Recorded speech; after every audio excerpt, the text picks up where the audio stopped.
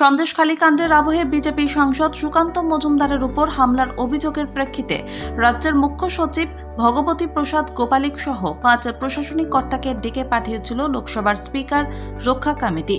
তাতে স্থগিতাদেশ দিল সুপ্রিম কোর্ট। সংসদীয় কমিটির তলবের বিরুদ্ধে সোমবারই সুপ্রিম কোর্টের দ্বারস্থ হয়েছিলেন মুখ্য সচিব। সোমবার বিষয়টিতে প্রধান বিচারপতি DY চন্দ্রচূড়, বিচারপতি JB পারদিওয়ালা এবং মনোজ মিশ্রের বেঞ্চের দৃষ্টি আকর্ষণ করেছিলেন আইনজীবী কপিল সিব্বল।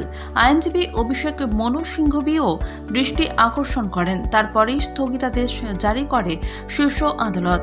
সংশ্লিষ্ট সব পক্ষকে নোটিশ দেওয়ার নির্দেশ দেওয়া হয়েছে। মুখ্য সচিব ছাড়াও রাজ্য পুলিশের ডিজি রাজীব কুমার, উত্তর 24 পরগনার জেলা শাসক শরৎ কুমার দ্বিবেদী, বসিরহাট পুলিশ জেলার সুপার হোসেন মেহেদির রহমান এবং বসিরহাটের অতিরিক্ত পুলিশ সুপার পার্থ ঘোষকে তলব করা হয়েছিল।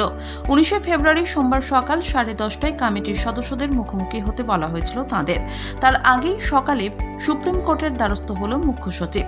রাজ্যের 5 প্রশাসনিক কর্তা সংসদীয় কমিটির তলবে সাড়া দেবেন কিনা তা নিয়েই শুরু হয়েছিল জল্পনা।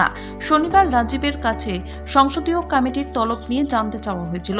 তাকে প্রশ্ন করা হয়েছিল তিনি কমিটির মুখোমুখি হবেন কিনা, কিন্তু সেই প্রশ্নের কোনো উত্তর মেলেনি রাজীবের তরফে। রবিবার রাত পর্যন্ত প্রশাসনের তরফে সরকারিভাবে কিছু জানানো হয়নি। তবে প্রশাসনিক মহলের একাংশের দাবি ছিল 5 কর্তার স্বাধিকার রক্ষা কমিটির মুখোমুখি না হওয়ার সম্ভাবনাই বেশি। সোমবার মুখ্য সচিব শীর্ষ আদালতের দ্বারস্থ হওয়ার পরই নবান্ন সূত্রে খবর মেলে রাজীব কমিটির তলবে সাড়া দেবে না। সে কথা তিনি চিঠি দিয়ে লোকসভায় সচিবালয়কে জানিয়েও দিয়েছেন। গত বুধবার সন্দেশখালী যাওয়ার পথে বাধা পেয়েছিল সুকান্তরা। শেষে পুলিশের সঙ্গে খণ্ডযুদ্ধের মাঝে পড়ে সাংসদ অসুস্থ হয়ে পড়েন। প্রথমে তাকে বসিরহাট জেলা হাসপাতালে ভর্তি করানো হয়, পরে তাকে স্থানান্তরিত করা হয় কলকাতার একটি বেসরকারি হাসপাতালে।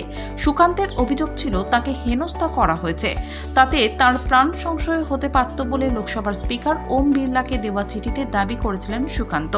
তারপরে রাজ্যের 5 কর্তাকে তলব করে লোকসভার স্বাধিকার রক্ষা কমিটি।